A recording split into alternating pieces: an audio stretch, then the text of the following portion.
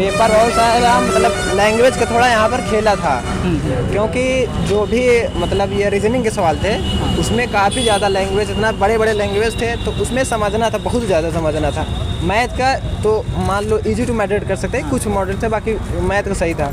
और रही बात जीके जीएस का, जीके जीएस में भी अच्छा था, लेकिन उसमें मतलब थोड़ा आगे पीछे बहुत इधर उधर किया था, इसमें नहीं था। रीजनिंग में मेन खेला था, रीजनिंग का है, लैंग्वेज जो पकड़ लिया एक बार वही, नहीं इतना ज़्यादा। अगर जो एक बार सोच लिया कि हमको पूरा करना ही है तो वो पूरा कर नहीं पाया 100% करना। सिलेबस के बाहर का तो नहीं था? नहीं, सिलेबस के बाहर तो ये कह सकते हैं कि सिलेबस के अंदर जो भी सिलेबस के अकॉर्डिंग जो भी मतलब टाइप्स रहते हैं वो टाइप नहीं था। मतलब ये सोचो कि हम वही जो सूत्र और ये पे क्वेश्चन बनते थे कर लेंगे, वो ऐसा कुछ नहीं था। तुम्हारी लैंग्वेज खेला था, रीजनिंग में जो भी मतलब चैप्टर में आते हैं ना टाइप्स, वो टाइप्स कुछ नहीं था। अच्छा, टाइप्स वाइज नहीं था। अगर आप ग्रुप डी का एग्ज़ाम देने जा रहे हैं तो इस वीडियो को पूरा देखिएगा।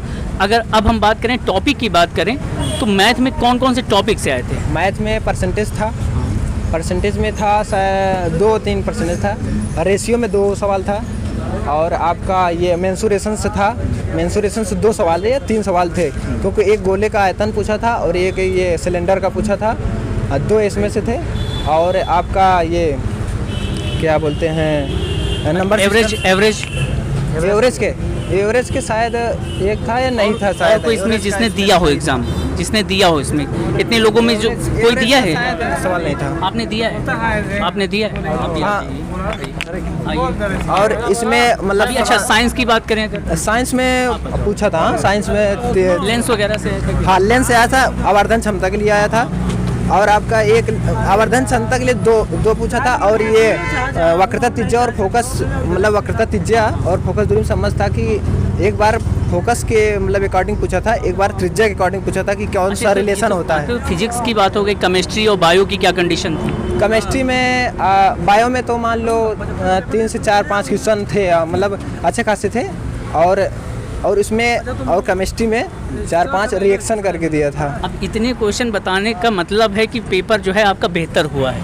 नहीं, हमने वैसे अभी तक लगभग हमको रिव्यू लेते हुए लगभग हो गए हैं, लगभग 4 साल हो गए, और इन 4 सालों में जितने भी ऑनलाइन एग्ज़ाम हुए उनमें से इतना कोई भी बालक बताने वाला आज तक नहीं मिला।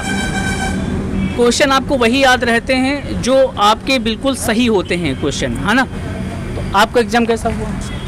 ठीक है, हुआ था। अच्छा, एक बात, रीजनिंग के कौन कौन से टॉपिक आए? रीजनिंग से सेटिंग अरेंजमेंट्स थे, पजल्स थे, ऐसे क्वेश्चन थे, मतलब पजल के बहुत ज़्यादा। पजल में ये कंडीशन तो नहीं थी कि एक पजल में एक ही प्रश्न था, कि एक पजल में 3-4 प्रश्न थे? हाँ, एक पजल में एक ये मतलब दे दिया था, 2 सवाल थे, एक ही सवाल था, उसको बस घुमाया था, उसमें कुछ नहीं था, मतलब सेम टाइप से 2 टाइप से पूछा था। और एक मतलब मंजिल टाइप करके दिया था, उसमें 2 सेम टाइप के 2 सवाल थे। ये तो पजल की बात। और कोई टॉपिक कैलेंडर से? सेटिंग, हाँ, कैलेंडर से एक सवाल था, उसमें मतलब नॉर्मली से पूछा था कि शायद 22 मार्च था, 22 मार्च 2022 को था, 15 मार्च। कैलेंडर भी था क्या? हाँ, कैलेंडर से 15 मार्च 2022 को। खाली आप टॉपिक बता दीजिए। टॉपिक, हाँ, कैलेंडर से था, और उसके बाद क्लार्क से नहीं था क्वेश्चन। और ये सिटिंग अरेंजमेंट से दो सवाल थे, दोनों वो मतलब सर्किल वाले थे। कोडिंग डिकोडिंग डिस्टेंस वाले? हाँ, कोडिंग डिकोडिंग भी थे, डिस्टेंस से 2 या 3 सवाल थे, क्योंकि हाँ 2 एक डायरेक्शन पूछा था, डायरेक्शन के साथ डिस्टेंस भी टोटल कितना हो रहा है, मतलब ये पूछा था। हाँ, डायरेक्शन से 2 या 3 सवाल थे। अच्छा, बस एक लाइन लास्ट में आप बोल दीजिएगा कि हमारे ज्ञान सागर चैनल को जरूर सब्सक्राइब करें। ठीक है, इनका सर का चैनल है, सब्सक्राइब कीजिए, और अच्छे रिव्यूज आपको देते रहेंगे, जिससे आगे आने वाले जो बच्चे हैं आप अपना देख लीजिए, क्योंकि ये मतलब मेहनत कर रहे हैं। चलिए मिलते हैं एक नए वीडियो में, तब तक के लिए धन्यवाद।